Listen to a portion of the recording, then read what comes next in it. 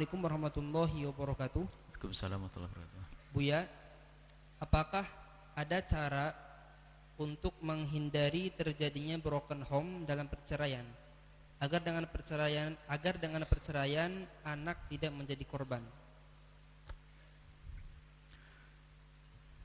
Tadi pagi kita bahas di belajar dengan Buya Umi. Tadi pagi ada acara di radio, kita membahas masalah itu. Mungkin bagi yang ingin tahu jawabannya lebih panjang lebar, lihat nanti di video tentang kajian pagi tadi. Mungkin dia mendengar atau tidak mendengar, yang jelas tidak apa-apa, diulang. Bagi orang beriman di dalam perceraian tidak akan terjadi broken. Perceraian itu kan solusi. Dalam rumah tangga yang tidak bisa dipertemukan, maka solusinya adalah cerai. Agar semua menemukan cara hidup yang baik. Ditemukan enggak? Ini bukan berarti jelek dan jelek, tidak. Bukan berarti satu jelek satu baik, tidak. Bisa baik dan baik tapi tidak bisa bertemu. Kisah orang yang sangat dicintai Nabi, Sayyidina Zaid bin Harithah dengan Sayyidah Zainab. Orang-orang mulia, orang baik semuanya dinikahkan Nabi. Tapi tidak ada kecocokan dan dicerai. Tapi tidak ada perceraian lalu terjadi permusuhan. Imsak bima'ruf atau tasrih bi ihsan. Kalau terjadi perceraian, maka bercerai dengan cara yang baik. Kalau harus berkumpul-kumpul yang baik, kalau sudah tidak baik dan tidak bisa diselesaikan, berpisah dengan cara yang baik. Apalagi di saat di bawahnya ada anak. Lah broken itu terjadi karena nggak kenal kemuliaan dia. Sudah cerai mau bermusuhan, kok ada? Mau dendam dan sebagainya, nggak ada artinya dendam. Maka sederhana, kalau memang terjadi perceraian, ketahuilah bahwa anakmu adalah anakmu. Jangan kau rusak anakmu. Maka tugas orang tua yang telah bercerai adalah menjadikan anaknya anak yang bisa berbakti pada orang tua. Maka kaidahnya sederhana. Sebagai seorang mantan istri, bagaimana di hadapan anaknya? Ajari anakmu wahai istri agar bisa berbuat baik dengan bapaknya. Sebab sampai kapanpun bapaknya adalah bapaknya, tidak akan terpisah. Baik dan buruk tetap bapaknya. Kalau bapaknya baik, agar suri toladan dengan bapaknya yang baik. Kalau bapaknya tidak baik, agar tahu mungkin anaknya akan meluruskan dia. Tapi jangan dijauhkan. Sama seorang bapak yang baik pun demikian. Jika memang ibunya orang yang baik, biar niru ibundanya. Tapi mungkin ibunya punya pelanggaran yang banyak, mungkin begini, tapi jangan diajarkan kebencian. Bahkan mungkin diajarkan di hati sang anak agar punya kasih sayang. Jangan malah dikompori, tahu enggak anak, ayahmu tuh gimana? Aduh, ayahmu begini, habis. Akhirnya anak diajarkan kebencian kepada bapaknya, naudzubillah. Ini ibu model apa? Sebab kalau punya anak durhaka pada bapaknya, berarti anak gagal ini. Ada seorang ayah pun demikian, mengajari agar membenci ibundanya. Kalau memang punya dosa masalah, mungkin ini jelek semuanya, tutup. Tapi tetap diajari agar anak punya bakti kepada orang tua. Nah, permasalahannya adalah kecemburuan yang menguasai hati seorang istri atau suami yang berpisah. Sehingga kecemburuannya apa? Nggak pengen anaknya dibawa oleh sang suami. Nggak pengen anaknya dibawa oleh sang suami. Akhirnya apa? Nah, ini awal namanya broken di sini. Berebut tapi dengan cara yang salah. Sehingga anaknya itu dimanja biar ikut sang ibu. Apapun dikasih. Sampai di saat anak itu salah, ibu nggak berani mengingatkannya. Nah ini kenapa? Nanti kalau saya ingatkan lari ke bapaknya. Nah, di saat berada di bapaknya pun demikian. Dimanja habis-habisan agar tidak kembali ke ibunya. Subhanallah. Apa yang terjadi? Anak hancur. Ini jangan jadi model orang tua semacam ini. Jadi kehancuran bukan berarti serta-merta yang ditinggalkan. Kan ada orang tuanya tidak model orang tua yang tidak memperhatikan anak, ini hancur, iya. Tapi kehancuran bisa saja karena kasih sayang yang salah tadi. Modelnya semacam ini. Jadi kalau sudah datang sudah dimanja, apa saja dikasih, nonton dikasih, pokoknya jangan ke rumah bapakmu ya. Kamu minta apa saja sama mama dikasih nanti. Jangan ke bapakmu. Ya, Ma. Giliran mamanya marah sedikit, pergi dia. Akhirnya punya senjata. Kalau memang mama tidak ngasih, saya pergi ke rumah apa-apa. Ke rumah bapak gitu kan.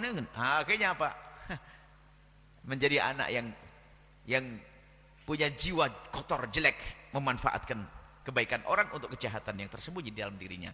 Nah, ini model sayang yang berlebihan salah. Ini ada model begini, kita juga menemukan. Yang konsultasi kita ada model semacam ini. Nah, ada lagi model yang selanjutnya, yang ketiga adalah itu tadi, nggak peduli, naudzubillah, amanat loh ini ya. Akan ditanya oleh Allah. Ini menikah, anaknya dibuang, malah diserahkan. Kamu sama bapaknya sana. Ini mau bapak, mau ibu sana, malah dilempar-lempar. Naudzubillah. Ini gila semuanya ini. Oh anaknya, maka ada tanggung jawab dong. Sebagai seorang bapak memberi nafkah, seorang ibu mengarahkan.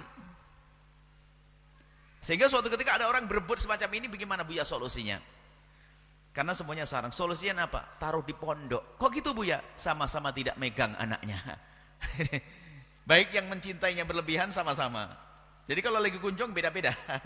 Nah, tadi sampai guyon kita masuk pondok gak rebutan lagi. Yang punya saya nanti, tak ambil buat saya. Jadi kalau ketemu bapaknya saya bilang, harus baik dengan bapakmu. Ketemu ibunya harus baik dengan ibunya, kan aman. Kalau di rumah mbahnya siapa? Dari siapa? Dari bapaknya, sama juga nanti. Ini kadang-kadang di saat anak hidup, di orang tua yang saling sangat sayang tapi salah menyayangi, atau tidak peduli semuanya. Ini bisa menjadi broken. Baik. Nah ini model broken. Maka di saat terjadi perceraian, harus orang, hei ibu janda yang dengar suara ini, atau duda-duda yang saat ini bisa ketahuilah anakmu amanat di hadapan Allah. Jangan gara-gara perceraianmu kau dimurkai oleh Allah. Maka Nabi kan tidak senang dengan perceraian, kecuali darurat baru ada perceraian.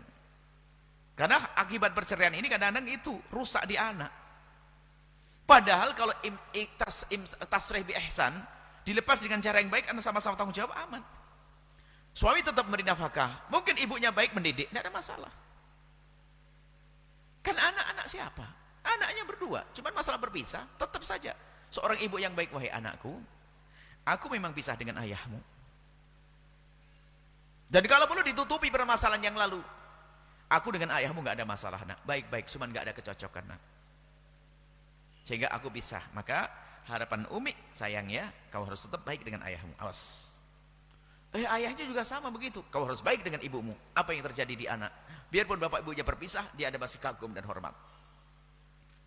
Jangan biasanya orang nggak kuat emosinya. Awas, ibumu begitulah ya. Bapakmu begitu ya. Akhirnya anak, ya Allah, aku punya bapak kambing, ayahku anjing. Kan caci maki semuanya, olo-oloan. Innalillah. Ini broken biasa begitu. Nah, ada lagi terselubung kejahatan halus di balik perceraian ini. Seorang bapak memanfaatkan, karena mungkin mantan istrinya kaya dan sebagainya, anaknya dipegang oleh sang bapak, tapi bukan karena dia ingin merawat. Karena dia laki-laki jahat. Selagi di sini diajari anaknya, minta ke ibumu sana, nak. Nah, ada minta ibumu, sehingga minta ke ibunya, balik ke bapaknya. Ini ada, ini macam-macam kisah ini ada pada kita itu ada. Jadi memang dari awal orang bapaknya ini memang jahat, ini enggak benar. Jadi anaknya dijadikan alat. Ibumu mesti sayang kok. Nah, ini diajari. Untuk minta perlu ini dan sebagainya. Ini ada. Ada lagi istrinya, ibunya. Suruh minta yang aneh-aneh. Ibunya, kau minta ke bapakmu begini. Padahal bapaknya sudah ngasih nafkah, bilang kurang, nggak cukup. Padahal dimakan sama ibunya. Nggak cukup. Dia seolah-olah ini anak bukan anaknya sang ibunya, seorang anaknya bapaknya saja. Sehingga sang ibu tidak keluar sesuatu. Ini ada model semacam ini, ada. Dua model ini ada di masyarakat, ada. Hati-hati, tolong Anda di bagian yang mana yang janda-janda ini. Janda lah janda ahli surga. Segera, jangan sampai anak jadi korban. Ini ada.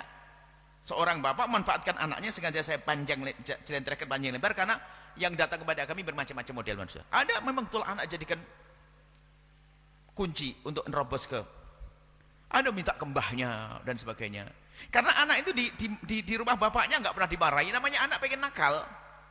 Namanya anak kan macam-macam pengen. Oh, di rumah bapak bebas, di rumah ibu cerewet, ibu. Mending di rumah bapak. Bapaknya sudah nakal, baru diajak macam-macam, nonton yang enggak.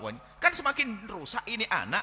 Semakin rusak, semakin enak jadikan kunci untuk nerobos ke ibunya yang banyak duit atau mbahnya yang banyak duit. Sama sebaliknya, ada seorang ibu yang naudzubillah, seolah-olah anak itu bukan anaknya. Jadi bapaknya suruh, kurang nak, kurang. Apa cuman sebegini? Apalah minta lagi. Dan dia tidak pernah keluar sepeser pun.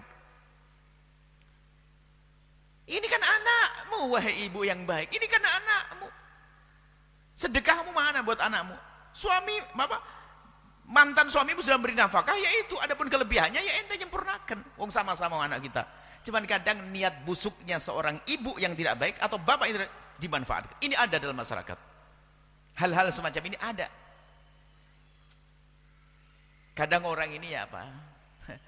Itu kan perlu kesadaran dalam ini. Sengaja ini kami sampaikan karena memang tidak satu model broken itu terjadi. Lah ini pun menjadi sebab broken juga. Di saat anaknya dijadikan apa tadi? Kunci bagi seorang mantan suami, kunci ke sana. Jadi dia tidak berpikir tentang kebaikan seorang anak. Bahkan diajari untuk minta dan sebagainya. Rusak anaknya. Dengan bapaknya bebas, dengan ibunya adalah taat. Tapi ibunya punya banyak duit, maka dia rusak dengan bapaknya, ngambil duit ibunya. Atau sebaliknya. Lah ini anak nggak terdidik. Makanya bersepakatlah wahai orang yang telah berpisah untuk sama-sama menghantarkan anak kepada kesuksesan. Ini ada model-model semacam ini. Kalau ya kesuksesan. Jadi tetap kita hantarkan. Kalau memang ternyata ada tarik-menarik, khawatir ada kecemburuan, ya kita hantarkan ke pondok saja. Sepakat dengan mantan suamimu, mantan abang manggilnya gimana? Pak, mari anak kita kirimkan ke pondok. Pokoknya anak kita pengen sukses. Soleh, oke. Biar tidak pada kamu, tidak di saya. Oke. Ya, ngunjungnya gantian. Nah. Atau pokoknya kesepakatan, anak harus sukses. Maka dari itu, perpisahan jangan jadi sebab kehancuran untuk dirimu dan anak-anakmu. Akan tapi jadikan perpisahan untuk belajar agar kita hidup lebih baik. Bukankah perceraian itu pendidikan. Sehingga kalaupun ada rujuk kembali sudah belajar. Ada orang setelah bercerai ingin rujuk. Permasalahannya apa dulu? Gini Bu ya. Sudah dibenahi belum? Belum. Ya sudah bercerai rujuk, cerai lagi nanti. Benahi dulu dong permasalahannya. Baik ini. Lah kalau memang sudah benar di dalam kita mengurusi anak nggak akan terjadi broken. Perceraian hanya berbeda tempat saja. Tapi pendidikan tetap searah. Dan kita menemukan banyak orang-orang berpisah tapi anaknya sukses karena memang orang tuanya baik-baik semuanya. Jadi selagi seorang suami ini yakin mantan, dia sadar ada seorang laki-laki Bu ya. Saya itu memang nggak bisa didik, jadi saya serahkan kepada istri saya. Cuman istri saya sudah menikah lagi, gimana Bu ya? Tapi dia benar nggak didiknya? Benar Bu ya. Ya sudah, kamu banyak terima kasih kepada suaminya. Sering kirim hadiah dan sebagainya agar semakin dekat dengan anakmu. Oh gitu Bu ya no. Tapi gimana Bu ya, bisa atau saya ngasih hadiah? Kasih hadiah no. Oh sudah kau cerai kok mantan istrimu. Kayaknya dia masih seneng ngelihat istrinya baik, enggak seneng. Memang lihat lagi ini enggak baik dia sadar saya enggak baik. Maka istri saya minta cerai, lalu gimana, saya masih ngasih nafkah, saya sadar pengen baik. Tapi gimana? Nah apa-apa, kau kirimi uang buat anakmu dan buat pembiayaan anakmu dan banyak terima kasih. Nah, biarpun orang nggak bener sadar istrinya baik, makanya dia sadar masih lumayan dia. Sudah nggak bener sok gaya rebutan, itu pasti yang dicari itu dibalik itu adalah akan jadikan mesin untuk cari duit. Hati-hati, kalau rebutan tapi nggak jelas. Maka sekali lagi kami ingatkan, kalaupun harus terjadi perceraian, jangan gampang ngomong cerai. Jika terjadi perceraian, tolonglah tasrih bi ihsan, berpisah dengan cara yang baik, jangan sampai terjadi permusuhan setelah itu. Umat Nabi Muhammad senang berdamai dan senang memaafkan. Sebesar apapun kesalahan itu, ketahuilah kalau Anda lapang hati, lapang dada, mudah memaafkan, maka akan mudah terjalin kebaikan. Apalagi ada anak yang harus kita besarkan dengan benar untuk menjadi anak yang soleh dan solehah, yang bisa menjadi sebab keselamatan dan kebaikan kita nanti di akhirat. Seperti itu. Setelah itu nggak ada istilah broken. Wallahu a'lam bishawab.